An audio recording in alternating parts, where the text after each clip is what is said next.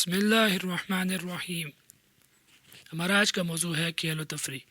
اسلام میں تفریح ہرگز ممنوع نہیں، بلکہ اگر یہ کہا جائے تو غلط ہوگا کہ تفریح جس کے ٹھیک معنی فرد حاصل کرنے کے اور جسم و روح کو فرد پہنچانے کے ہیں، وہ اسلام میں نہ صرف جائز، شرعاً ایک حد تک مستحسن و مطلوب ہے، تاکہ اس تفریح کے ذریعے جسم و روح کا کسل اور طبعی ملال دور ہو کر طبیعت میں نشاط، چستی، حوصلہ، ہمت اور امنگ پیدا ہو، اور انسان ایک بار پھر بھرپور خوش دلی کے ساتھ زندگی کے اعلیٰ مقاصد کی طرف متوجہ ہو سکے۔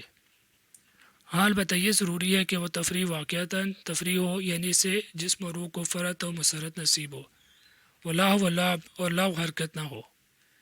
ایسی با مقصد تفریح رسول اللہ صلی اللہ علیہ وسلم اور صحابہ کرام رضی اللہ عنہم اجمعین کے اسوہ حسنہ سے پوری طرح ثابت ہے۔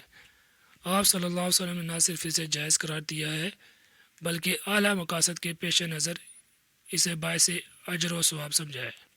چنانچہ جہاں رسول اللہ صلی اللہ علیہ وسلم کی پوری زندگی مسلسل جدوجہد، علم و عمل، خشیت خداوندی، ذکر و فکر الہی، جہاد و تبلیغ اور حسن عبادت سے آراستہ نظر آتی ہے، وہاں آپ صلی اللہ علیہ وسلم کے اسوہ حسنہ میں ہمیں با مقصد کھیل اور وقتاً فوقتاً تفریح کی مثالیں بھی نظر آتی ہیں، جو انشاءاللہ آگے تحریر کی جائیں گی۔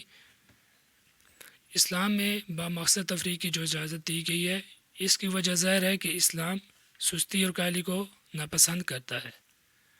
ویسے بھی اسلام فطری مذہب ہے اور حق تعالی شانہ نے شریعت انسانوں کی مصلحت کے مطابق نازل کی ہے، اس لیے شریعت کی تعلیمات اس عمر کا تقاضا کرتی ہے کہ مسلمان شریعت کے تمام احکام پر تنگ دلی کے ساتھ عمل کرنے کے بجائے خوشی ان پر عمل کرے اور جسم و روح کے نشاط کے ساتھ زندگی کے اعلیٰ مقاصد کی جانب متوجہ ہو۔ آن حضرت صلی اللہ علیہ وسلم باغات کی تفریح کو پسند فرماتے اور کبھی کبھی تفریح کے لیے باغات میں تشریف لے جاتے۔ اسی طرح آپ صلی اللہ علیہ وسلم کبھی کبھی تیرنے کا شوق بھی فرماتے۔ تو ہمارے بچوں کو یہ بھی بتایا جائے اس نیت کے ساتھ کہ رسول اللہ علیہ وسلم کا یہ طریقہ رہا ہے باغات کی سیر و تفریح کرنا۔ میں پارک چلا جاتا ہوں، بچوں کو لے جاتا ہوں، گھر والوں کو لے جاتا ہوں، ان کو یہ بھی بتا دیتا ہوں اور یہ بھی بتا دیتا ہوں رسول اللہ علیہ وسلم کی سنت ہے، تو اس کی وجہ سے ہمیں دنیا اور آخرت دونوں کا نفع مل جائے گا، اور رسول اللہ علیہ وسلم کی سنت کو پورا کرنے کا انشاءاللہ تعالی اجر و ثواب بھی مل جائے گا۔ اللہ پاک سے دعا ہے کہ اللہ پاک کی بات سمجھنے کی اور عمل کرنے کی، دوسروں تک پہنچانے کی توفیق عطا فرمائے۔ السلام علیکم ورحمۃ اللہ۔